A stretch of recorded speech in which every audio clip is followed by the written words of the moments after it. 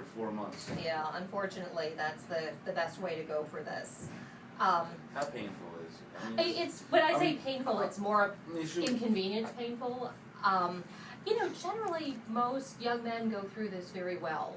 You know, everybody's different. So I think the hardest thing is always the anticipation of the first cycle of chemo, and that would be for you as the patient and also for me as the oncologist, because I can give you theoreticals about how you're going to feel. How long normally does it take before you feel any side effects? Again, kind of depends on the individual. I've had people that start to feel a little nauseated, a little fatigued within a couple of days.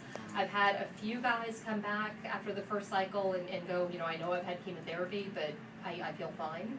And then their symptoms will start to creep up over the successive cycles. Now, I think unfortunately those guys are kind of in the minority. Most people fall in between. That probably, I would say, if you're a typical patient, not like there's such a thing, you know, but I would say that you're probably going to start feeling some nausea, some fatigue, you know, off your appetite and your taste a little bit, probably within the first week of having chemotherapy. I wouldn't expect that you would, you know, take to your bed that you're getting that sick. If you're getting that sick, I'm not doing my job. You know, we need to really work hard on giving you the correct anti-nausea agents, making sure that he just wants to make sure that he can do his own thing 'Cause I mean, regularly, you know. I'm a fairly active guy. You know, I do concert promotions, and I have something. Actually, the day that I start chemo, I'm supposed to be going at nighttime. Oh, man. Would I still be able to? Can I go out in public without wearing a mask? Oh, totally. You can totally go out in public without wearing a mask. What I would say is because it's flu season, I would probably recommend seeing if you can get your flu shot maybe before you start this or sometime in the first cycle. This is generally the kind of chemotherapy that your white blood cell count isn't going to drop down really low. Mm-hmm. It's not going to be like somebody that's in for, say, leukemia therapy where they've got to wear the mask and be kind of like isolated from the world. Right. Everybody's a little different for that. So they have the what is it? The Neulasta shots, the stimulating shots. The Neupogen or whatever.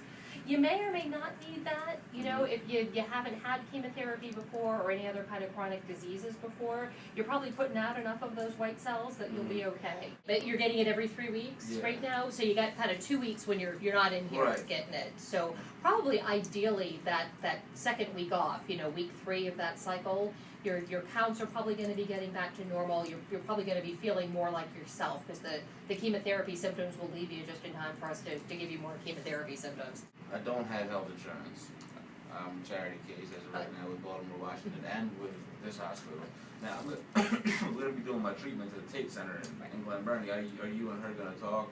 Yeah, absolutely. I don't have admitting privileges or treating privileges over there, so I'm going to sort of do the day-to-day quarterbacking, you know, through Dr. Nimagata, but I'll be happy to be involved with you. Yeah, I'd appreciate it. Because, I mean, not that I don't trust her, I just don't think she knows about as much about this form of cancer as you do. Sure, no problem at all. Which is why I'm here. Otherwise, she never would have sent me here because if she had all the answers. Right. No problem, and I'm happy to sort of be in the background helping with that. So I think she's got sort of a good perspective on what she wants to do with you. I think one thing she'll want to watch closely, and I'm advocating watching that closely too, is the etoposide dosing, making sure that you're okay as far as your liver function. Yeah, I have to go there after I leave here and do some blood work. Now, I did mess up and have some alcohol, which I know I was supposed to. How bad is that going to be? My perspective on that for the majority of people is in moderation. You know, I know people are going to go, you know, have their alcohol, they're going to smoke their cigarettes. I'm hoping that you don't do that. That's my next soapbox because, you know, all of those things are best to be completely out of your system to promote your health. Yeah. Single best thing you can do is to not smoke. What about marijuana? I think that's probably also best to keep out of your system. You know, in terms of anti-nausea medication. During chemotherapy, we've got drugs like Marinol, Dronabinol, that is the sort of technical, the THC portion, basically. Yeah, it's the munchies pill. You know, people are gonna do what they're gonna do. You know, and I think that I would rather know that you're taking whatever you're taking. You know, be it alcohol, marijuana, whatever. And then we can kind of work around any symptoms that you might experience for that. What I would say is particularly alcohol because of your liver, I would try to do that in moderation, if not at all. You know, say if you're in the middle of celebrating something, or you know you're finishing up work for the night and you don't think about it, then you know try to minimize as much as you can.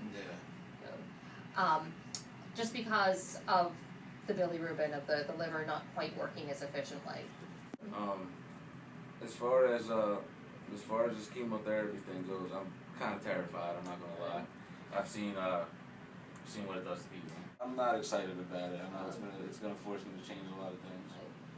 Well, you know, and the other thing I'll say is that if this becomes either difficult, you know, if there are any problems in terms of your liver functions having issues, you know, if Dr. Nimagata starts to feel that there is more harm than benefit coming from this, and again, I don't think that's going to happen, but just kind of giving you alternative pathways, radiation would not be a wrong choice. Right. You know, it's an alternative choice that was sort of the number one choice for your stage for quite a long time, and we're sort of changing philosophically with that, but it's still a very viable and appropriate option. You know, especially in people that either can't tolerate chemotherapy or there's some kind of contraindication against chemotherapy.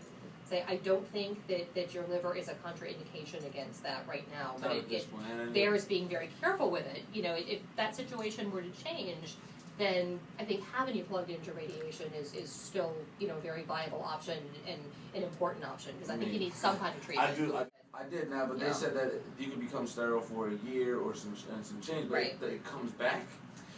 Again, it's very variable from man to man, so it's a possibility that it's come back. I actually have had a few patients that have fathered children several years after they were treated with their testicular cancer. I think in the case of one guy, he had radiation, chemotherapy, and surgery, so he sort of had the kitchen sink kind of thrown at him, and it happened. I think the majority of men have sterility and fertility issues afterwards. So Forever? It's a potential, yeah. Like permanent. Yeah.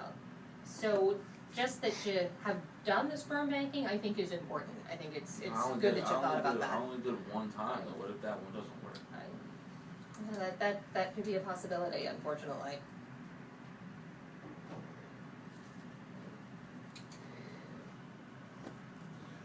I had a boy, but I wanted to have a little girl one day. Okay. Do you have any questions? I just, you know, I never thought I'd get cancer at 27. That sucks, yeah. Yeah, I was just gonna say exactly that. There's no other way to put it other than it sucks. You know, you can't put a good spin on it.